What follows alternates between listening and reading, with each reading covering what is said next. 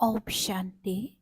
আজিৰ তাৰিখ ২৭ নৱেম্বৰ ২০২৪ বৰ্ষ। প্ৰাতঃ মুৰলী বাপদাদা মধুবন। আজিৰ পিতাৰ অমৃতবাণী হৈছে, মৰমৰ সন্তানসকল, সদৰ সংসাৰৰ ব্যাহিক কথাত নিজৰ সময় নষ্ট কৰিব নালাগে। বুদ্ধিত যাতে সদায় মাৰ্জিত চিন্তন চলি থাকে। আৰু আজিৰ প্ৰশ্ন, কেনেকুৱা সন্তানে পিতাৰ সকলো নিৰ্দেশনা বাস্তৱত ৰূপায়িত কৰিব পাৰে? পিতাই উত্তৰত কৈছে, যিসকল অন্তৰ্মুখী, নিজক জহাই নুফুৰে, আত্মিক নিচাত থাকে, তেওঁলোকেই পিতাৰ সকলো নিৰ্দেশনা বাস্তৱত ৰূপায়িত কৰিব পাৰে। তোমালোকৰ মিছা অহংকাৰ কেতিয়াও আহিব নালাগে। আন্তৰিক স্বচ্ছতা থাকিব লাগে। আত্মা বহুত ভাল হ'ব লাগে। এজন পিতাৰ প্ৰতি সঁচা স্নেহ থাকিব লাগে। কেতিয়াও লুণীয়া পানী অৰ্থাৎ তিক্ত সংস্কাৰ থাকিব নালাগে। তেতিয়াহে পিতাৰ সকলো নিৰ্দেশনা বাস্তৱত ৰূপায়িত হ'ব। ওম শান্তি। সন্তানসকল কেৱল স্মৃতিৰ যাত্ৰাতে বহি থকা নাই। সন্তানসকলৰ এইটো নিচা আছে যে আমি শ্ৰীমতত নিজৰ পৰিস্থান স্থাপনা কৰি আছোঁ। ইমান উৎসাহ আনন্দ থকা উচিত। অদৰকাৰী সকলো ব্যাহিক কথা আঁতৰি যোৱা উচিত। অদৰকাৰী সকলো ব্যাহিক কথা আঁতৰি যোৱা উচিত। বেসদৰ পিতাক দেখিলেই উল্লাসত আহিব লাগে। যিমানেই তোমালোক স্মৃতিৰ যাত্ৰাত থাকিবা, সিমানেই উন্নতি হৈ গৈ থাকিব। পিতাই কয়, সন্তানসকলৰ কাৰণে আত্মিক বিশ্ববিদ্যালয় থকা উচিত। তোমালোকৰতো হয়েই গোটেই বিশ্বৰ আধ্যাত্মিক বিশ্ববিদ্যালয়। সেইখন বিশ্ববিদ্যালয় ক'ত আছে? বিশ্ববিদ্যালয় বিশেষভাৱে স্থাপনা কৰা হয়। তাৰ লগতে ডাঙৰ অভিজাত বিদ্যাৰ্থী নিবাসৰ প্ৰয়োজন। তোমালোকৰ চিন্তন কিমান মাৰ্জিত হোৱা উচিত। পিতাৰটো দিনে ৰাতিয়ে এইটোৱে চিন্তন চলে। কেনেকৈ সন্তানসকলক পঢ়াই উচ্চ পৰীক্ষাত উত্তীৰ্ণ কৰাওঁ, যাৰ দ্বাৰা তোমালোক এই বিশ্বৰ মালিক হবাগৈ। প্ৰকৃততে তোমালোক আত্মাসকল শুদ্ধ শতোপধান আছিলা, সেয়েহে শৰীৰো কিমান শতোপধান সুন্দৰ আছিল, ৰাজ্যও কিমান উচ্চ আছিল। তোমালোকৰ সদৰ সংসাৰৰ অদৰকাৰী কথাত বহুত সময় নষ্ট হয়। তোমালোক বিদ্যাৰ্থীসকলৰ আৱৰ্জনা সদৃশ অদৰকাৰী চিন্তন চলা উচিত নহয়। সমিতি আদিতো বহুত ভাল ভাল গঠন কৰে, কিন্তু যোগবল নাই। মিছা কথা বহুত কয়, আমি এইটো কৰিম, আমি সেইটো কৰিম। মায়ায়ো কয় যে মই এওঁলোকৰ নাকে কাণে ধৰি ল'ম। পিতাৰ প্ৰতি স্নেহেই নাই, এনেকৈ কোৱাও হয়। মনুষ্যই ভাবে কিবা আৰু হয় আন কিবা। গতিকে মায়ায়ো একো কৰিব নিদিয়ে। মায়া বহুত প্ৰবঞ্চনা কৰোঁতা হয়, কাণেই কাটি দিয়ে। পিতাই সন্তানসকলক কিমান উচ্চ কৰি তোলে, নিৰ্দেশনা দিয়ে, এইটো কৰা। পিতাই বহুত মাৰ্জিত কন্যা পঠিয়াই দিয়ে। কোনোৱে কয়, বাবা, মই প্ৰশিক্ষণৰ বাবে যাওঁনে? তেতিয়া বাবাই কয়, সন্তানসকল, প্ৰথমতে তোমালোকে নিজৰ ত্ৰুটিবোৰ দূৰ কৰা। নিজক চোৱা, মোৰ মাজত কিমান অৱগুণ আছে। ভাল ভাল মহাৰথীসকলকো মায়াই একেবাৰে লুণীয়া পানী কৰি দিয়ে। এনেকুৱা লুণীয়া সন্তান আছে, যিয়ে পিতাক কেতিয়াও স্মৰণো নকৰে, জ্ঞানৰ গটো নাজানে, ব্যাহিক প্ৰদৰ্শন বহুত কৰে। ইয়াততো বহুত অন্তৰ্মুখী হৈ থাকিব লাগে। কিন্তু কিছুমানৰতো চলন এনেকুৱা, যেনেকুৱা নিৰক্ষৰ জাতসকল, অলপ পইচা পালেই নিচা বাঢ়ি যায়। এইটো বুজি নাপায় যে মইতো কঙাল। মায়াই বুজিবলৈ নিদিয়ে। মায়া বহুত শক্তিশালী। বাবাই অলপ মহিমা কৰিলে তাতেই বহুত আনন্দিত হৈ যায়। বাবাৰ ৰাতিয়ে দিনে এইটোৱে খেয়াল চলে যে বিশ্ববিদ্যালয় অতি উত্তম হ'ব লাগে, য'ত সন্তানসকলে ভালদৰে পঢ়িব পাৰে। তোমালোকে জানা যে আমি স্বৰ্গলৈ যাওঁ, গতিকে আনন্দৰ সীমা থাকিব নালাগে। পিতাই ইয়াত অনেক প্ৰকাৰৰ খোৰাক দিয়ে, নিচা বহাই থাকে। দেউলীয়া হোৱা কাৰোবাক মদ্যপান কৰাই দিলে তেতিয়া নিজকে বাদচাহ বুলি ভাবিব। আকৌ যেতিয়া নিচা আঁতৰিব তেতিয়া যেনেকুৱা আছিল তেনেকুৱাই হৈ যায়। এতিয়া এয়াতো হৈছে আত্মিক নিচা। তোমালোকে জানা যে বেইহঁতৰ পিতাই শিক্ষক হৈ আমাক পঢ়ায় আৰু নিৰ্দেশনা দিয়ে। এনেকৈ কৰা। কোনো সময়ত কাৰোবাৰ মিছা অহংকাৰো আহি যায়। মায়া আছে নহয়। এনেকুৱা কথা ৰচি দিয়ে যে কথাই নুসুধিবা। বাবাই বুজি পায় যে এওঁ চলিব নোৱাৰিব। বাবাই বুজি পায় যে এওঁ চলিব নোৱাৰিব। বহুত আন্তৰিক স্বচ্ছতা থকা উচিত। আত্মা বহুত ভাল হ'ব লাগে। তোমালোকৰ প্ৰেম বিবাহ হৈছে নহয়। প্ৰেম বিবাহত কিমান মৰম থাকে। এওঁতো স্বামীসকলৰো স্বামী। তাকো আকৌ কিমানৰ প্ৰেম বিবাহ হয়। কেৱল এজনৰ জানো হয়? সকলোৱে কয় মোৰতো শিৱ বাবাৰ সৈতে বিয়া হৈ গ'ল, মইতো গৈ স্বৰ্গত বহিম। আনন্দৰ কথা নহয় জানো? অন্তৰত উদয় হোৱা উচিত বাবাই আমাক কিমান অলংকিত কৰে। শিৱ বাবাই অলংকিত কৰে এওঁৰ অৰ্থাৎ ব্ৰহ্মা বাবাৰ দ্বাৰা। তোমালোকৰ বুদ্ধিত আছে যে আমি পিতাক স্মৰণ কৰি কৰি শতপ্ৰধান হৈ যাম। এই জ্ঞানক অন্য কোনেও নাজানে। ইয়াত বহুত নিচা থাকে। যিমান নিচা বাঢ়িব লাগে এতিয়া সিমান বহা নাই। সেয়া নিশ্চয় হ'বগৈ। গায়নো আছে অতীন্দ্ৰিয় সুখৰ বিষয়ে গোপ-গোপীসকলক সোধা। এতিয়া তোমালোক আত্মাসকল কিমান চি হৈ গৈছা, যেন বহুত চি আৱৰ্জনাৰ মাজত বহি আছা। সেই আত্মাসকলকে পিতা আহি পৰিৱৰ্তন কৰে, পুনৰুজ্জীৱিত কৰে। মনুষ্যই গ্ৰন্থি সলনি কৰে তেতিয়া কিমান আনন্দিত হয়। তোমালোকেতো এতিয়া পিতাক পাইছা, গতিকে নাওৱে পাৰ হৈ গ'ল। বুজি পোৱা যে আমি বেইহঁতৰ পিতাৰ হৈছোঁ, গতিকে নিজক কিমান সোনকালে শুধৰণি কৰা উচিত। ৰাতিয়ে দিনে এইটোৱে আনন্দ, এইটোৱে চিন্তন চলি থাকিব লাগে। তোমালোকে চোৱা কাক সেনানায়ক হিচাপে পাইছা। ৰাতিয়ে দিনে এইটো খেয়ালতে থাকিব লাগে।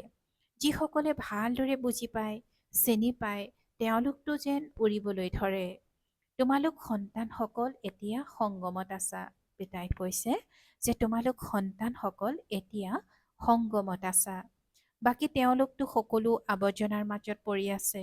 যেনেকৈ আৱৰ্জনাৰ দাঁতিত জুপুৰি সাজি বসবাস কৰে নহয়, কিমান সৰু সৰু জুপুৰি থাকে। এয়া হৈছে বেইহঁতৰ কথা। এতিয়া শিৱ বাবাই ইয়াৰ পৰা মুক্ত হোৱাৰ বহুত সহজ যুক্তি শুনায়। মৰমৰ সন্তানসকল, তোমালোকে জানা নহয় যে এই সময়ত তোমালোক আত্মা আৰু তোমালোকৰ শৰীৰ দুয়ো পতিত। এতিয়া তোমালোক ওলাই আহিছা। যিসকল ওলাই আহিছে তেওঁলোক জ্ঞানেৰে আলোকিত হৈছে।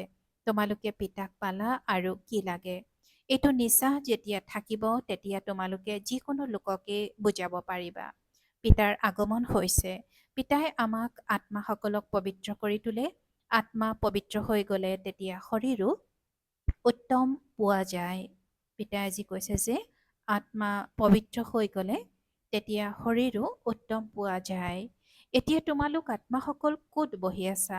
এই জুপুৰিত অৰ্থাৎ শৰীৰত বহি আছা। তমোপ্ৰধান সৃষ্টি নহয় জানো? আৱৰ্জনাৰ দাঁতিত আহি বহি থকা নাই জানো? বিচাৰ কৰা আমি ক'ৰ পৰা ওলাই আহিলো। পিতাই কৈছে যে বিচাৰ কৰা যে আমি ক'ৰ পৰা ওলাই আহিলো। পিতাই লেতেৰা নলাৰ পৰা উলিয়াই আনিলে এতিয়া আমি আত্মাসকল স্বচ্ছ হৈ যাম। থাকিবলৈও প্ৰথম শ্ৰেণীৰ মহল নিৰ্মাণ কৰিব। আমাক আত্মাসকলক পিতাই অলংকিত কৰি স্বৰ্গলৈ লৈ গৈ আছে। সন্তানসকলৰ ভিতৰি এনেকুৱা খেয়াল চলি থাকিব লাগে। পিতাই কিমান নিচা বহাই থাকে। তোমালোক ইমান উচ্চ আছিলা, আকৌ অৱনমিত হৈ হৈ তলত আহি গলা। শিৱালয়ত থাকোঁতে আত্মা কিমান শুদ্ধ আছিল। গতিকে পৰস্পৰ লগ হৈ অতি সোনকালে শিৱালয়লৈ যোৱাৰ উপায় উলিয়াব লাগে। পিতাটো আচম্বিত হয়। সন্তানসকলৰ সিমান মগজ নাই। বাবাই আমাক ক'ৰ পৰা উলিয়াই আনে। পাণ্ডৱ চৰকাৰ স্থাপনা কৰোঁতা পিতা। ভাৰত যি স্বৰ্গ আছিল সেই ভাৰত এতিয়া নৰক। আত্মাৰ কথা।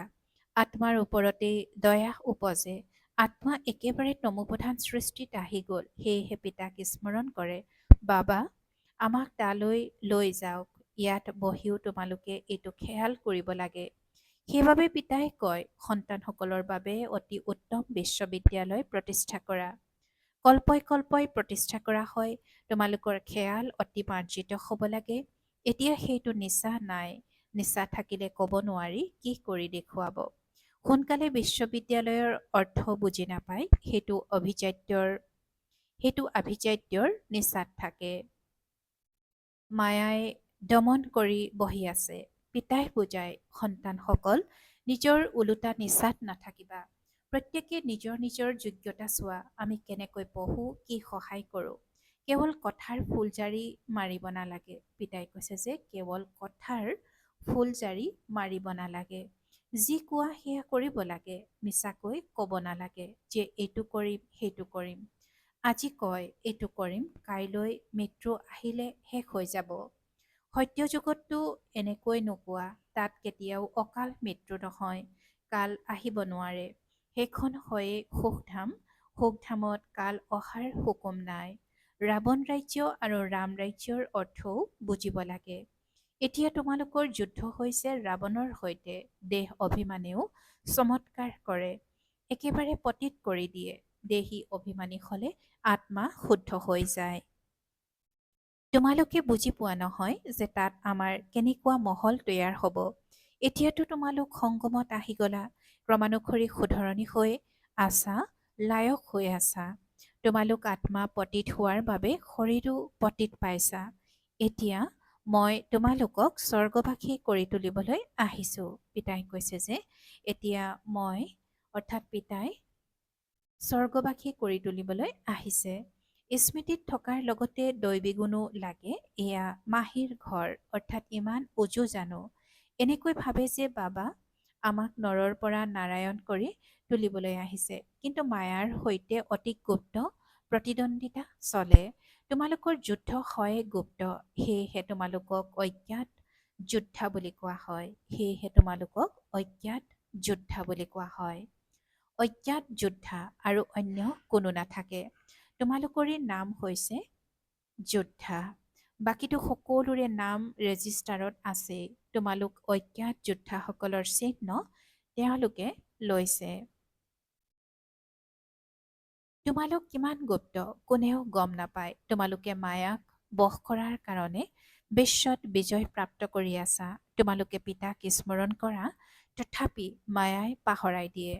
তোমালোকে কল্পই কল্পই নিজৰ ৰাজ্য স্থাপনা কৰি লোৱা। গতিকে অজ্ঞাত যোদ্ধা তোমালোককহে, যিয়ে কেৱল পিতাক স্মৰণ কৰে। গতিকে অজ্ঞাত যোদ্ধা তোমালোকহে, যিয়ে কেৱল পিতাক স্মৰণ কৰে। ইয়াত হাত ভৰি একো সঞ্চালন নকৰা। স্মৰণ কৰাৰ কাৰণে পিতাই যুক্তিও বহুত ভাল শুনায়। তোমালোকে চলোতে ফুৰোতে স্মৃতিৰ যাত্ৰা কৰা, পঢ়া শুনাও কৰা।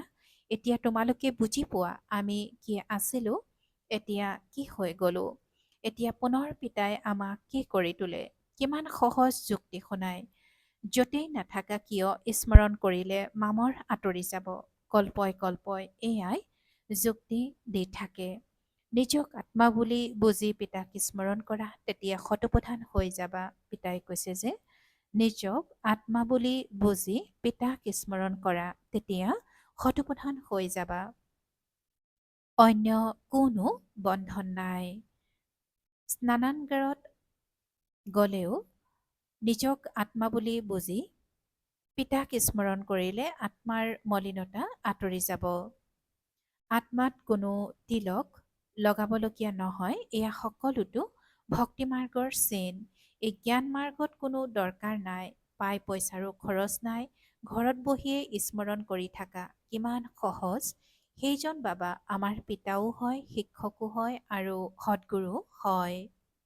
নিয়ম অনুসৰি প্ৰথমে পিতাক, তাৰ পাছত শিক্ষকক, তাৰ পাছত গুৰুক স্মৰণ কৰিব লাগে। শিক্ষককতো নিশ্চয় স্মৰণ কৰিব। তেওঁৰ পৰা পঢ়াৰ উত্তৰাধিকাৰ পোৱা যায়, আকৌ বানপ্ৰস্থ অৱস্থাত গুৰু পোৱা যায়। এই পিতাইতো সকলো সমূহীয়াভাৱে দি দিয়ে। তোমালোকক ২১ জন্মৰ কাৰণে ৰাজ্য সমূহীয়াভাৱে দি দিয়ে।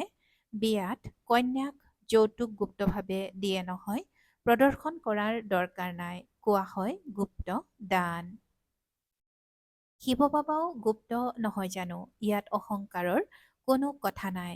কিছুমানৰ অহংকাৰ থাকে যে সকলোৱে দেখক, এয়া হৈছে সকলো গুপ্ত।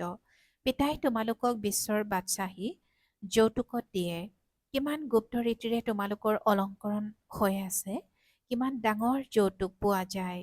পিতাই কেনেকৈ যুক্তিৰে দিয়ে কোনেও গম নাপায়। ইয়াত তোমালোক হৈছা ভিকহু। পৰৱৰ্তী জন্মত মুখত সোণৰ চামুচ অৰ্থাৎ সমৃদ্ধিশালী অৱস্থা হ'ব। তোমালোক সোণালী সৃষ্টিলৈ যোৱা নহয়, তাত সকলো সোণৰ হ'ব। চহকীসকলৰ মহল ভাল ৰত্ন জড়িত হ'ব। পাৰ্থক্যটো নিশ্চয় থাকিব, এয়াও তোমালোকে এতিয়া বুজি পোৱা। মায়াই সকলোকে ওলোটাকৈ ওলমাই দিয়ে। এতিয়া পিতা আহিছে, গতিকে সন্তানসকলৰ কিমান উৎসাহ থকা উচিত। কিন্তু মায়াই পাহৰাই দিয়ে, পিতাৰ নিৰ্দেশনা নে ব্ৰহ্মাৰ, ভাইৰ নে পিতাৰ। এই ক্ষেত্ৰতে বহুত বিভ্ৰান্ত হয়। পিতাই কয়, ভালেই বা বেয়াই হওক, তোমালোকে পিতাৰ নিৰ্দেশনা বুলিয়ে বুজিবা, সেইমতে চলিব লাগে। এওঁৰ অৰ্থাৎ ব্ৰহ্মা বাবা কিবা ভুল হৈ গ'লেও সেয়া শুদ্ধ কৰি দিব। তেওঁৰ শক্তিটো আছে নহয়, তোমালোকে দেখিবলৈ পোৱা এওঁ কেনেকৈ চলে। এওঁৰ শিৰত কোন বহি আছে? একেবাৰে কাষত বহি আছে। গুৰু লোকসকলে একেবাৰে কাষত বহুৱাই শিকায় নহয়, তথাপি এওঁ অৰ্থাৎ ব্ৰহ্মাই পৰিশ্ৰম কৰিবলগীয়া হয়। তমোপ্ৰধানৰ পৰা সতোপ্ৰধান হওঁতে পুৰুষাৰ্থ কৰিবলগীয়া হয়। পিতাই কয়, মোক স্মৰণ কৰি ভোজন ৰান্ধা। শিৱ বাবাৰ স্মৃতিত ৰন্ধা ভোজন অন্য কোনেও পাব নোৱাৰে।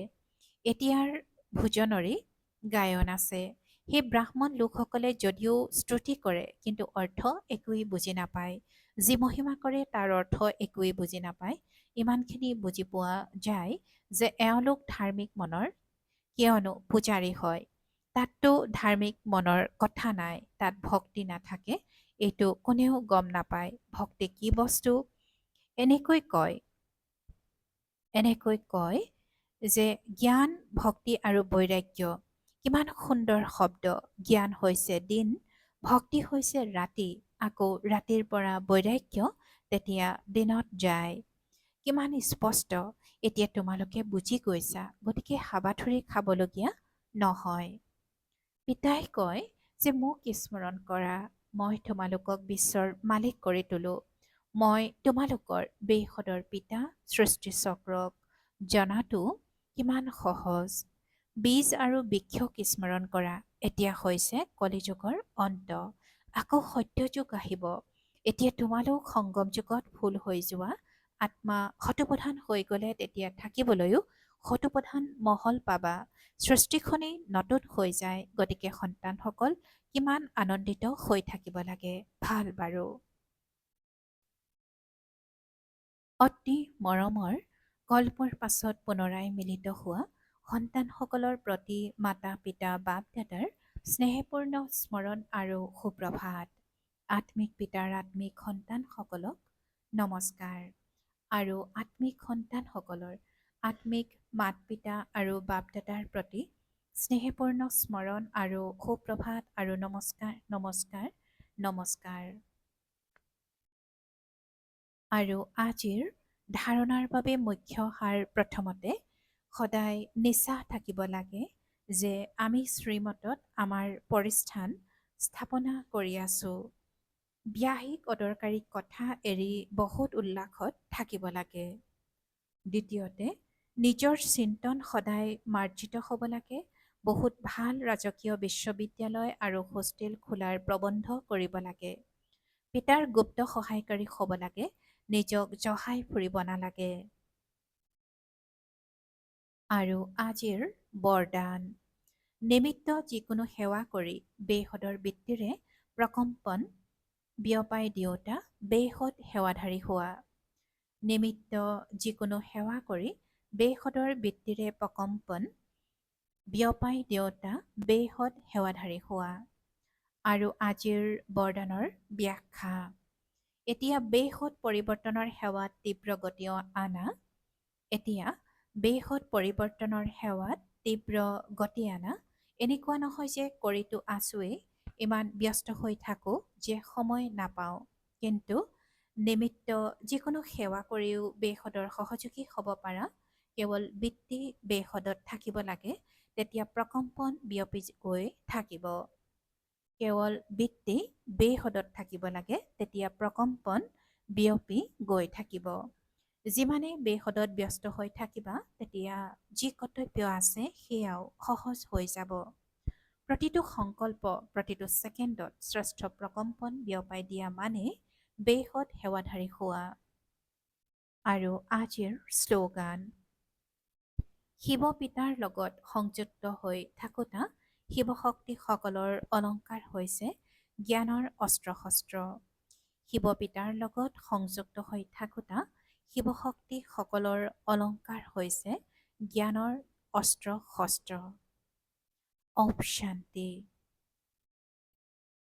সফলতা মূৰ্ত হ'বলৈ আজিৰ অব্যক্ত সংকেত। সাক্ষীবোধৰ ৰাখি সদায় বান্ধি ৰাখিলে সেৱাৰ সফলতা বহুত সোনকালে আহিব। সাক্ষীবোধৰ ৰাখি সদায় বান্ধি ৰাখিলে সেৱাৰ সফলতা বহুত সোনকালে আহিব। এতিয়া যিটো কৰ্তব্যত এমাহ লাগে, সেইটো কৰ্তব্যত এঘণ্টাও নালাগিব। গতিকে যেনেকৈ আনক পবিত্ৰতাৰ ৰাখি বান্ধা, তেনেকৈ নিজে সাক্ষীবোধৰ ৰাখি বান্ধি লোৱা। যিমানে সাক্ষী হৈ থাকিবা, সিমানেই সাক্ষাৎকাৰ মূৰ্ত আৰু সাক্ষাৎ মূৰ্ত হ'বা। ওম শান্তি।